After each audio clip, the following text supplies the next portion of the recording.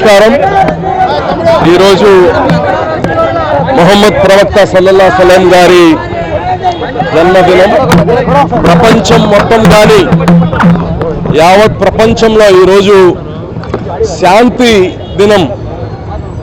ఈరోజు శాంతి ర్యాలీలు ప్రపంచం మొత్తం జరుగుతుంది.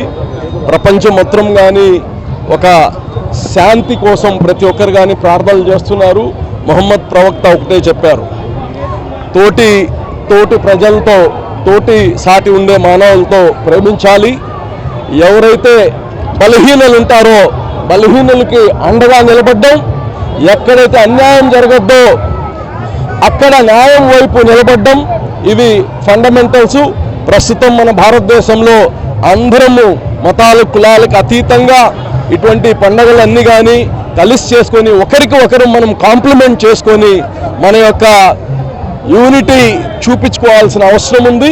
ఈ యొక్క దేశంలో ప్రతి ఒక్కరము హిందూ, ముస్లిం, క్రైస్తవులు ప్రతి ఒక్కరం కానీ ఒక అన్నదమ్ముల్లాగా ఈ దేశం కోసం, ఈ రాష్ట్రం కోసం ప్రతి ఒక్కరం కానీ కష్టపడాలి.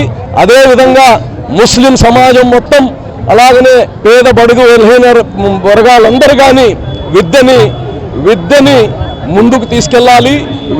విద్య పట్ల ప్రతి ఒక్కరూ ఆసక్తి చూపించాలి. విద్యతోనే మన పేదరికం పోతుంది.